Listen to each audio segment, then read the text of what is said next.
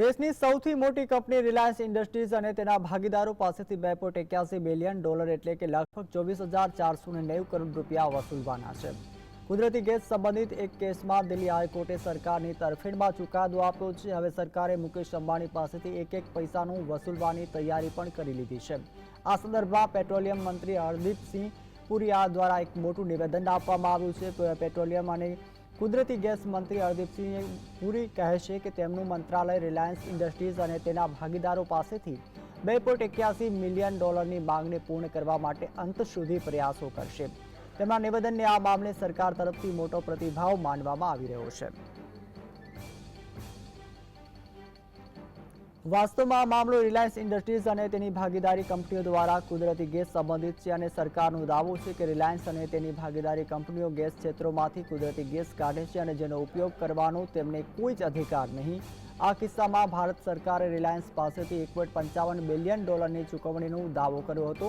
Reliance આ મામલો આંતરરાષ્ટ્રીય મધ્યસ્થી અદાલતમાં પણ લઈ ગઈ હતી, જ્યાં જુલાઈ 2019માં તેના પક્ષમાં ચુકાદો આવ્યો, જ્યારે સરકારનો $1.55 બિલિયન દાવો નકારી કાઢવામાં આવ્યો।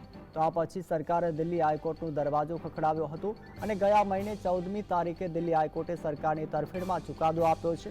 આ પછી સરકાર દ્વારા $2.81 અબજ ડિમાન્ડ નોટિસ જાહેર કરવામાં આવી છે। રિલાયન્સે 3 માર્ચ 2025ના રોજ આ નોટિસ મળ્યાની પુષ્ટિ પણ કરી છે।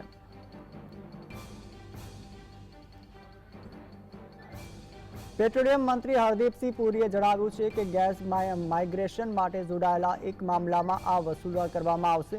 $2.81 અરબ વસૂલવા માટે જ્યારે પ્રશ્ન કરવામાં આવ્યો ત્યારે પેટ્રોલિયમ મંત્રી હરદીપસિંહ પુરીએ કહ્યું કે કોર્ટે તેમનું વલણ સ્પષ્ટ કર્યું છે અને સરકારે આ નાણાં વસૂલવા માટે અંત સુધી પ્રયત્નો પણ કરશે। આ મામલો કૃષ્ણ ગોદાવરી બેસિનના સ્થિતિ KG-D6 બ્લોક સાથે જોડાયેલો છે। આવા વિસ્તારમાં રિલાયન્સ પાસે કુદરતી ગેસ એક્સટ્રેક્શનનો અધિકાર છે અને પરંતુ સરકારની કંપની એનર્જી દાવો કરે છે કે રિલાયન્સે આ વિસ્તારમાંથી KG-DWN 98/2 બ્લેકનો ગેસનું ટ્રાન્સફર કરી છે અને ONGCને અલટો કરવામાં આવ્યો છે।